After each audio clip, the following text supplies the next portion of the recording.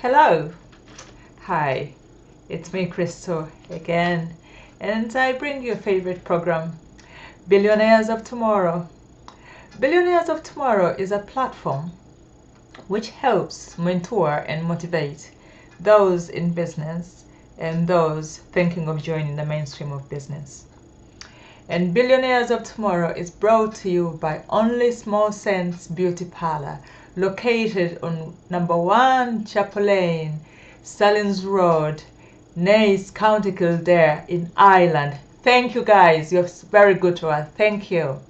Anyway, our topic today is you, your idea, and your vision. Now, we'll have a look here. Like, you are here and your vision is there. So you are here with your idea and your vision is there. And your goal is to move your vision, your idea, to meet your vision. But before we continue with that, we will quickly look at what's a vision. A vision is the height of your success. A vision is a product of an idea.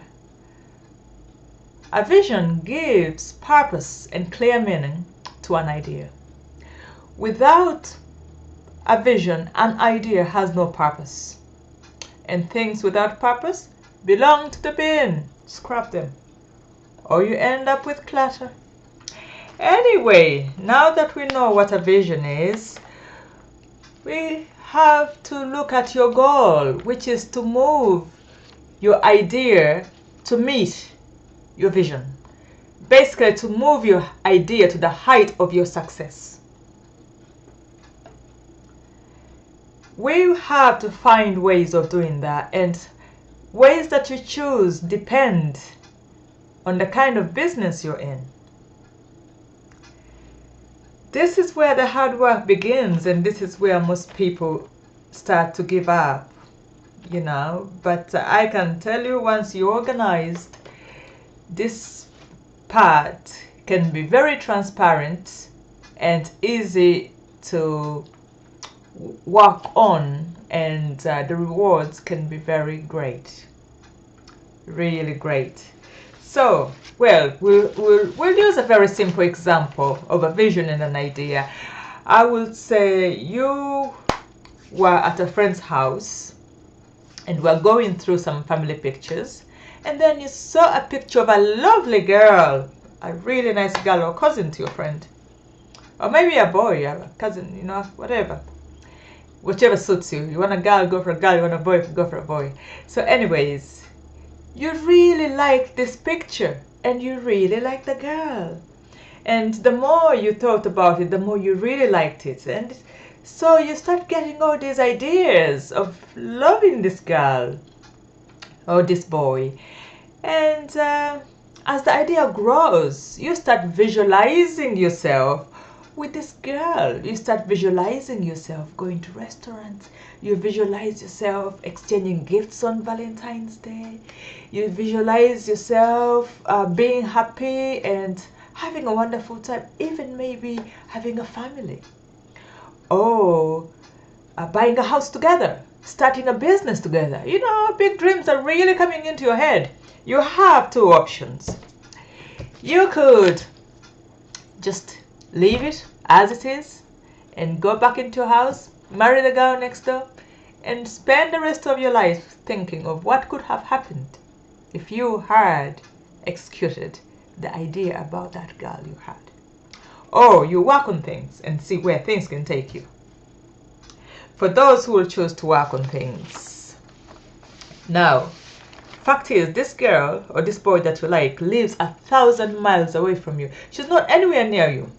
She's far away. She doesn't know. He doesn't know that you exist, So you need to start bringing your ideas. You start dressing your idea. You want to give it reality, And so you start thinking, how do I move? First, I need to eliminate space between the distance between me and this girl before I can introduce myself to her and whatever, and go on with things. So you start working on means. How do I move? How do I move from point A to point B?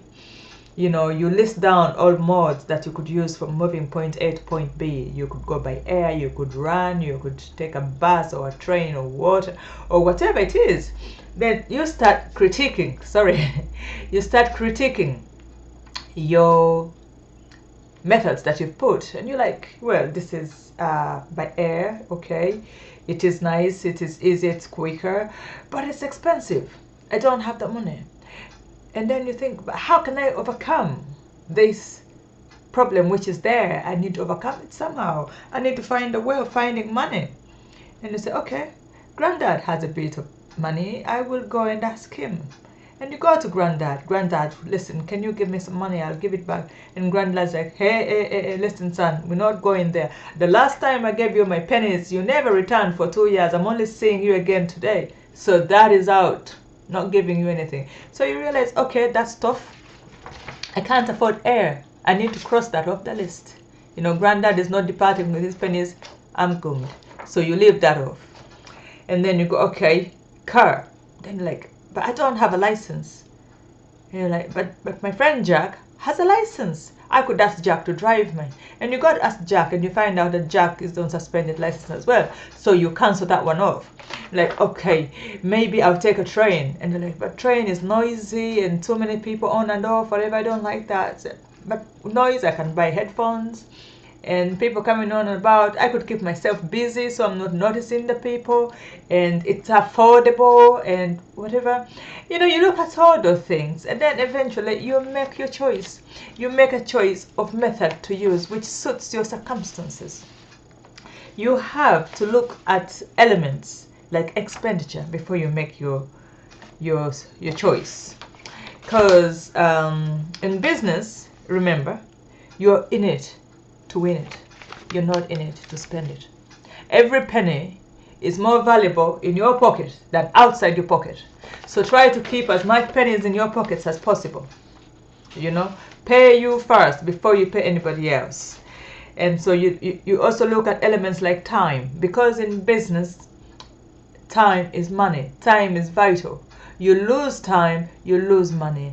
And in a competitive world, you have to be accurate and on time. You know, so you look at elements like your physical and mental states. This is very vital.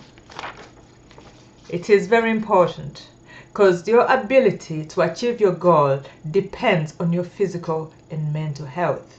So you can't afford to jeopardize that. So whatever method you use has to be favorable. It's gotta be favorable to your physical and mental state. You can't ruin them. You know, so you put all these things together and you query them, and you also start querying yourself that this method that I've chosen to take to conquer my way to getting my vision, is it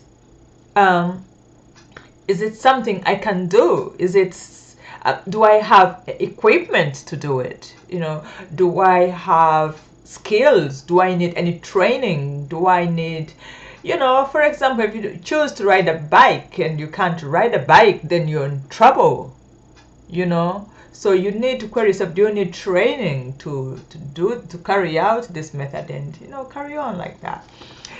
You know, and you look at your strong points, and you look at also your weaknesses, and like, how can I use my weakness? How can I use my strength to overcome my weaknesses? I'll give you an example. A friend of mine lost a fancy, luxurious job.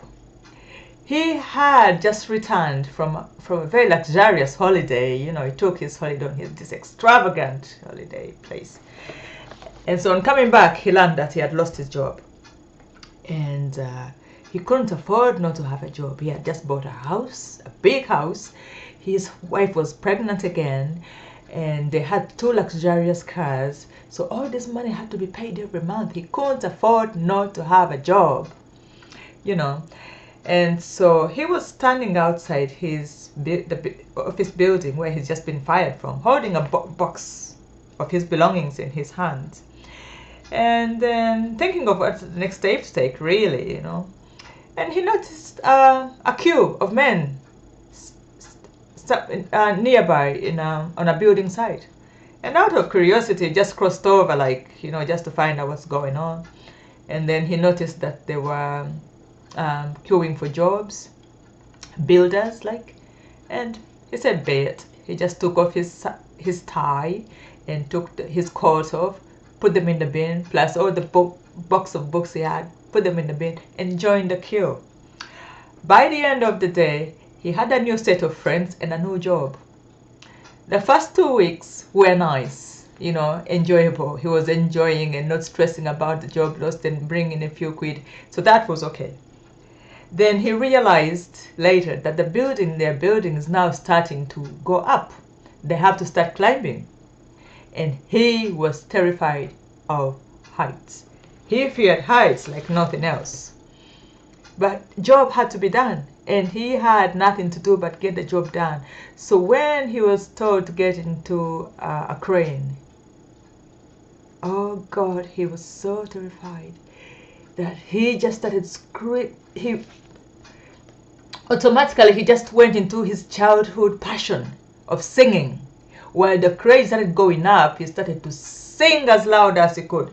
He sang his way up the crane, and as it were, it screamed. And eventually, he was on top there. The job was done, and he came back down singing. And, he conquered his fear with his strength of singing. The singing helped him conquer. So you look at all the things. What is your strength? How can I use my strength to overcome my fears and my worries? Anyway, that's it for today. We'll continue again next time, same place. Good luck and bye-bye.